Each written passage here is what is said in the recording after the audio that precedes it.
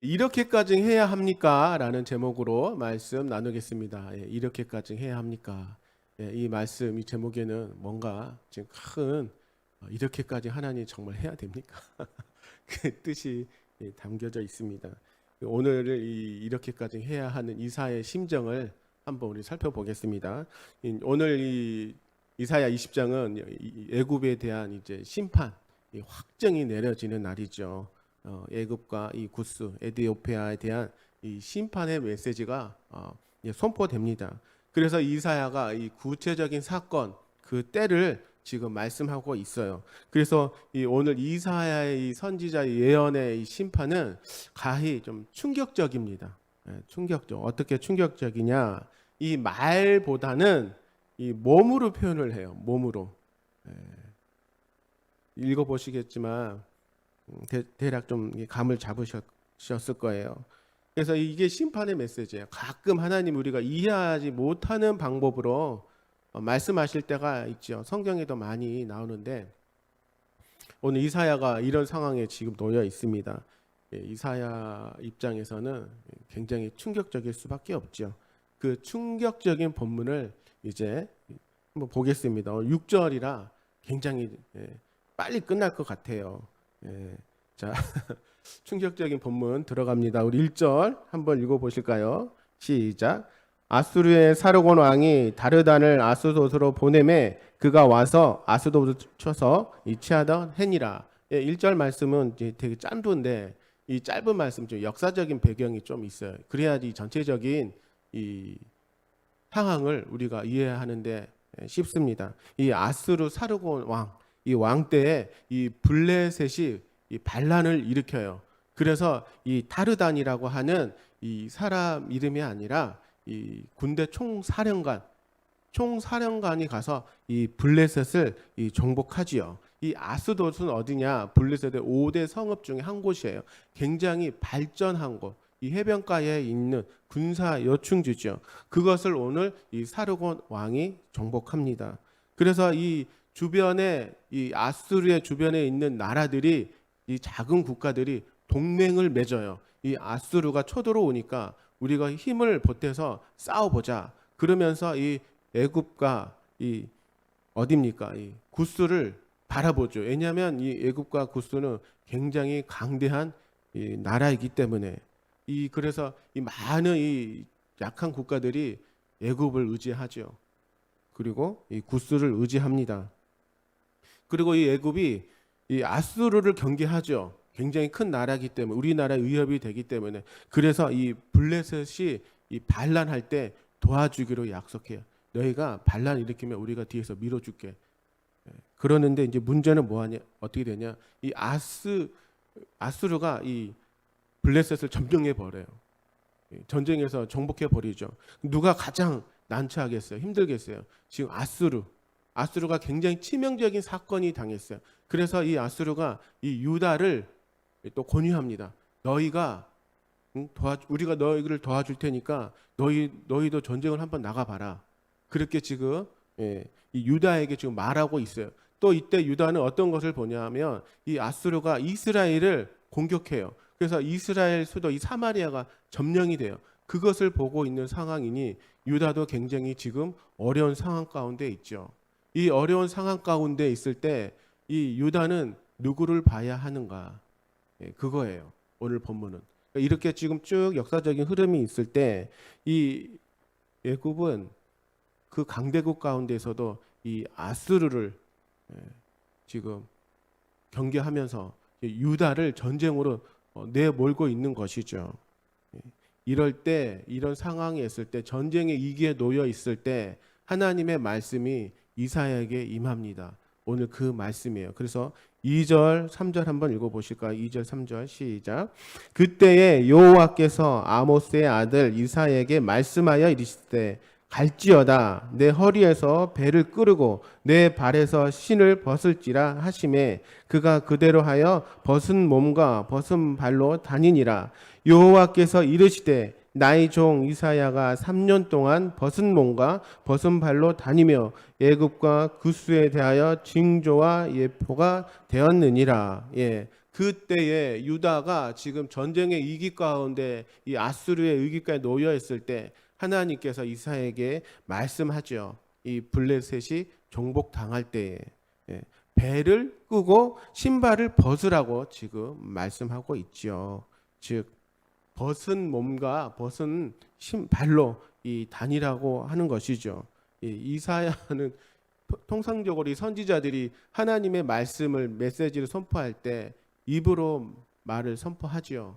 그러나 오늘 하나님께서는 급하셨던 모양이에요. 이 몸으로 직접 이제 네가 표현을 해라. 네가 입고 있던 이 배 다 풀고 다 벗고 그리고 신발도 벗고 다녀라. 지금 이렇게 말씀하고 있죠. 즉 요즘 말로 표현하자면 행위로 그 너의 신체적인 표현으로 내 말을 전하라는 것이죠. 이사야에게서는 굉장히 충격적인 하나님 말씀이셨을 거예요. 우리 성도님들 가운데 하나님이 오늘 나에게 누구야 이렇게 해라 이사야처럼 여러분 어떻게 하시겠습니까? 우리 성도님들 아멘 할렐루야. 하나님 바로 이거죠. 제가 벗겠습니다. 이러시겠습니까? 하나님 이렇게까지 해야 합니까? 이런 기도하지 않겠어요? 이렇게까지 하나님 해야 됩니까? 제가 그런데 3년 동안 옷을 벗고 발을 벗고 이 거리를 지나다닌다고 해보세요. 요즘 가끔 정신 좀 없으신 분들이 거리를 할부하시는 분들이 가끔 요즘 나와요. 만약에 온 정신으로 우리 검암동 땅을 그렇게 다니고 전도하러 다닌다고 해보세요. 사람들 시선은 어떨까요? 이렇게까지 하나님 해야 합니까? 그러겠죠. 이게 이제 3절에 보시면 이 벗다라는 말씀이 나오죠. 이 벗다. 이 벗은 무슨 뜻이냐? 이 수치와 굴욕을 의미해요. 수치와 굴욕. 그 자체가 수치고 굴욕이라는 것이에요. 그렇게 벗는 게 자체. 누구라도 그렇죠. 우리도 옷을 벗고 다닌다고 하면 얼마나 그게 큰 수치입니까? 이틀 전에 이런 뉴스를 제가 봤어요. 지금 아프가니스탄이 이 탈레반에 의해서 다시 이제 정복됐죠. 항복을 받아냈어요. 그런데 어떤 소식이 왔냐? 한 여인의 죽음을 소개했습니다. 한 여인의 죽음. 어떤 여인의 아프가니스탄 여인의 죽음이냐? 부르카를 쓰지 않았다는 것이에요. 그래서 현장에서 길거리에서 이 총살을 당했어요. 바로 그 현장에서. 이 부르카가 뭐냐면 이슬람의 전통 복장이에요. 여러분 아시겠지만 보통 이 눈만 뜨고 있는 것이 있고 이 부르카라는 것은 머리부터 발끝까지 온 것을 다 가리는 거예요. 눈도 가려요. 이 망사처럼 이렇게 보여서 볼 수 있게끔. 근데 그거를 안 썼다는 거예요. 그래서 그 자리에서 현장에서 총으로 쏴서 죽였어요. 굉장히 무섭죠. 이거 무엇을 얘기합니까? 그들의 법으로는요, 이 여자들이 보인다는 것은 이 수치와 굴욕이에요. 굴욕. 그러니까 남자들도 옷을 벗는다는 것은 그만큼 수치와 이 굴욕이라는 것입니다. 이것을 지금 이사야가 몇 년 동안 해야 됩니까? 3년 동안. 이사야는 이 말씀에 주저하지 않고 그대로 행합니다. 이게 무엇이겠습니까? 하나님에 대한 말씀에 대한 순종이에요. 순종. 우리는 이렇게까지 해야 할 때가 와요. 또 해야 됩니다. 하나님이 내게 말씀하시면 하나님 아직 때가 아닌 것 같은데 이거는 제가 할 수가 없어요. 이거는 다른 사람 시키세요. 우리는 그렇게 할 수도 있다는 것이에요. 그러나 이사야는 그러지 않았어요. 하나님 말씀에 순종합니다. 왜 하나님 말씀에 이사야가 이렇게까지 옷을 벗고 다녀야 했을까요? 이것은 그 답이 나오죠. 3절 하반절에 보시면 3년 동안 벗은 몸과 벗은 발로 다니며 예굽과 구스에 대한 징조와 예표가 되었느니라. 즉 표적과 상징이 되었다는 것이에요. 하나님의 계획은 하나님의 말씀은 반드시 그대로 이루어진다는 것입니다. 믿으십니까? 아멘. 근데 우리 한 번 더 생각해 볼 게 무엇이냐면 우리 그리스도인들은 이 이사야가 지금 몸으로 보여주는 그런 상징적인 표현으로 다녀요. 즉 우리의 삶은 어떻게 해야 되냐? 우리도 우리의 삶을 몸으로 보여줘야 돼요. 삶으로 보여줘야 돼요. 그래서 복고 다니라는 말씀이 아니라 우리가 그리스도인으로서 어떻게 살아야 될지 많은 세상 사람들에게 보여줘야 된다는 것입니다. 이웃을 사랑하고 섬기고 베풀고 그리스도인답게 정말 정직하고 바르게 살아야 된다는 것이에요. 그러한 삶을 보여주시기 바랍니다. 정직한 삶, 그리스도인의 삶으로서 이렇게까지 하나님이 너 벗고 다녀라까지 말씀하셨다는 것은 극한 상황이죠. 더 이상 내가 어떻게 할 수가 없겠다. 이렇게까지 와서는 안 된다는 것입니다. 맨 정신으로 어떻게 우리가 3년 동안 벗고 다니겠어요. 생각을 해보시기 바랍니다. 예수를 믿으십시오. 하나님이 곧 심판하십니다. 이렇게 우리가 벗고 다니고 했을 때 사람들이 어떻게 생각하시겠어요? 제정신 아니라고 그러죠. 그런 상황이에요. 이렇게까지는 와서는 안 된다는 것입니다. 즉 우리의 삶을 통해서 하나님 백성으로 잘 살아내셔야 한다는 것이에요. 조금 더 흔들림이 없이. 이사야는 지금 그것을 말씀하고 있는 것이죠. 우리 4절, 3절. 그래서 하나님께서는 이 이사야를 통해서 우리에게 말씀하고 있는 것이죠. 우리 4절 한번 읽어보실까요? 4절 시작. 이와 같이 애굽의 포로와 구스에 사로잡힌 자가 아수르 왕에게 끌려갈 때에 젊은 자나 늙은 자가 다 벗은 몸과 벗은 발로 볼기까지 드러내어 애굽의 수치를 보이니라. 즉 포로된 자를 이사야를 통해서 하나님은 미리 보여주셨어요. 미리 말씀하셨어요. 그러니까 이사야의 몸을 통해서 이 포로된 자들, 이 표적과 상징을 보여주는 것입니다. 애굽과 이 구스가 아수르에 멸망당하고 그 백성들은 다 포로가 될 것이다. 포로가 되어서 이 아수르로 끌려갔을 때 이사야가 보여줬던 것처럼 옷을 벗고 맨발로 간다는 것이에요. 그리고 이 볼기가 어디입니까? 엉덩이까지 보여주면서 이 포로로 끌려간다는 것이에요. 젊은 자나 늙은 자나 얼마나 이게 큰 수치입니까? 하나님이 우리에게 주시는 메시지는 무엇이냐? 너희가 강대국인 애굽과 구스를 바라보지 말아라 이거예요. 그 강대국을 바라보면 그 강대국을 의지하면 결국 너희는 포로가 될 것이고 이렇게 끌려갈 것이다. 벗은 몸으로 맨발로 볼기까지 드러냈고 이게 제정신이에요. 그러니까 나라 잃은 백성의 이 슬픔 그것을 지금 말씀하고 있는 것이죠. 그리고 나서 하나님은 이 이사야가 순종하고 그것을 말씀으로 그대로 받아냈더니 뭐라고 말씀하십니까? 3절 말씀에 여호와께서 이르시되 나의 종 이사야가 하나님께서는 나의 종이라는 표현을 그렇게 많이 안 했어요. 몇 사람 없어요. 성경에서. 근데 이사야가 나의 종이라고 지금 표현하고 있는 것이에요. 하나님의 종은 이렇게 하나님 말씀에 순종하는 것입니다. 하나님의 백성은 하나님의 말씀을 그대로 순종하는 것이에요. 우리가 하나님의 종, 하나님의 백성으로 하나님 어떠한 환경과 이 사건 속에서도 나에게 말씀하실 때 순종하시기 바랍니다. 순종하세요. 이게 진정한 나의 종이에요. 그것을 믿을 만한 종에게 하나님이 말씀하시는 거예요. 그 일을 해낼 만한 사람에게 하나님이 하나님의 메시지를 던져주시는 것이죠. 이게 무슨 메시지입니까? 유다를 말하는 것이에요. 결국 유다야 너희가 지금 애굽을 볼 게 아니라 애굽의 강대국을 볼 것이 아니라 누구를 보라는 것입니까? 나를 보라는 거예요. 나 하나님만 바라보라는 것이에요. 너희도 애굽 구스를 바라보다가는 너의 민족이 저렇게 될 것이라고 하는 것을 지금 미리 예표로, 표적으로, 상징으로 보여주고 있는 것이죠.